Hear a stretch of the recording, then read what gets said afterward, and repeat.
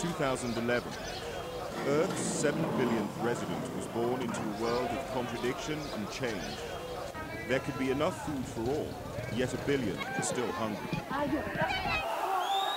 Throughout this year, people around the world were seeking freedom from oppression and better opportunities for themselves and their families. UN Secretary-General Ban Ki-moon. 7 billion now look to us, the world's leaders. They need solutions. They demand leadership. They want us to act. In Libya, Colonel Gaddafi's security forces began systematically shooting at peaceful protesters. More than 600,000 people fled the fighting and chaos, and Ban Ki-moon urged the international community to ensure the protection of civilians. I have spoken out bluntly and repeatedly. The violence must stop. In March, the Security Council adopted a resolution with 10 yes and 5 abstentions to take all necessary measures to prevent further attacks and the loss of innocent lives in Libya. Susan Rice, permanent representative of the United States. The Security Council has authorized the use of force, including enforcement of a no-fly zone, to protect civilians. Soon, NATO began a bombing campaign. UN humanitarian agencies delivered vital supplies to the population. With casualty numbers rising, Russia's ambassador Vitaly Turkin voiced his concern. Any act going beyond the mandate or any disproportionate use of force is unacceptable. In October, Libyans greeted the death of the dictator with celebratory gunfire. Yet weeks of relentless urban conflict have reduced cities to ruins, and hospitals are filled with the wounded. Secretary-General Ban Ki-moon and the President of the General Assembly, Nasir Abdulaziz Al-Nasser, made an historic visit to Libya. In Syria, pressure was on for President Al-Assad to step down after thousands of people were killed in pro-democracy protests. The General Assembly voted on a resolution condemning Syria for the ongoing violence and called for the government to end all human rights violations. People in the streets of Ramallah cheered the news that their president, Mahmoud Abbas, had presented an application for full UN membership to Ban Ki-moon. After 63 years of ongoing tragedy, enough. Israeli Prime Minister Benjamin Netanyahu.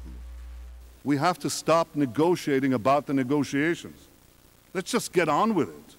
Let's negotiate peace. Meanwhile, on the ground in the occupied Palestinian territory, housing demolition for Israeli settlement building continued. UNESCO granted Palestine full membership. The decision is adopted in Hama. Leading to the withdrawal States of America US funding takes the floor for the organization. to In join July, your the seats. newborn country of South Sudan became the 193rd member state of the United Nations. After decades of civil war in Africa's largest country, the UN helped organize a referendum on unity or separation.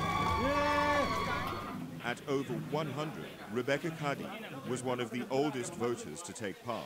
She was telling me, after I vote, if I'm dead, I will be very, very happy, because I finished everything.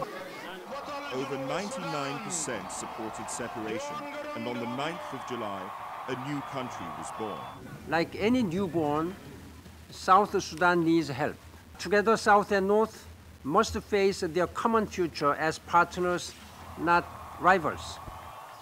In 2011, more than 120,000 UN peacekeepers were deployed in 16 missions on 4 continents. In Liberia's presidential elections, the UN mission deployed ground troops and increased air patrols to improve security and reassure citizens as they went to the ballots. Voters turned out undeterred, despite some clashes that prompted the boost in security. President Ellen Johnson Sirleaf was not only re-elected, She was also one of 3 women activists who were jointly awarded the 2011 Nobel Peace Prize. The arrests of former Côte d'Ivoire President Laurent Gbagbo in April and accused war criminal and former Bosnian Serb military leader Ratko Mladic in May provided further evidence that the era of impunity may come to an end and the rule of international law is here to stay. Haiti slowly recovered from a major cholera epidemic. 1 year after the devastating earthquake, 40% of the 10 million cubic meters of rubble have been removed. The UN Development Programme and other UN agencies created jobs in a pilot project to transform some of the debris into gravel to build new homes and schools. UNICEF brought in supplies. Now, 140,000 children who have never been enrolled before are going to school. Thailand has seen the worst flooding in 70 years. Unusually heavy rainfall left large parts of the country, including the capital, Bangkok, inundated. In Somalia, war and the worst drought in decades uprooted 1.5 million people. The World Food Programme opened feeding centres, bringing relief to millions in desperate need. Executive Director, Josette Sheeran. It's very dangerous and risky, but we have to reach people. Hundreds of thousands of Somalis walked for weeks to Kenya, but many didn't make it. The Dadaab refugee camp, the world's largest, became the 3rd biggest city in Kenya, with almost 500,000 residents. The UN's refugee agency, UNHCR, airlifted thousands of tents to ease the overcrowding. Famine has spread over Somalia, but the consequences of the drought affected the whole Horn of Africa. These farmers lost half of their livestock and food supplies are running out. We live on palm nuts. There is nothing more to eat. The planet could easily feed 7 billion people, yet millions continue to starve. High and unpredictable food prices affected poor countries the most during the global economic downturn. 25 years after Chernobyl, a tragedy in Japan with multiple consequences. A magnitude 9 earthquake, followed by a tsunami, seriously damaged the Fukushima nuclear reactor.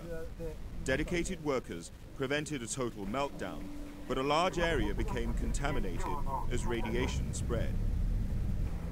Experts from the International Atomic Energy Agency urged Japan to secure permanent sites to store the radioactive waste.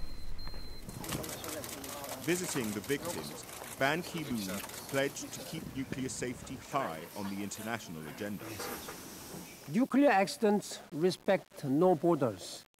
We must treat nuclear safety as seriously as we treat nuclear weapons. Tensions over Iran's nuclear ambitions have increased since the IAEA reported that the country appeared to have worked on the design of a nuclear bomb and may still be doing secret research.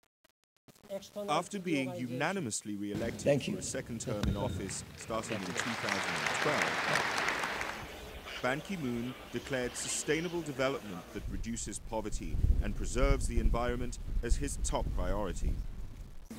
Green economy will be the buzzwords for 2012's Rio +20 Environment Conference in Brazil.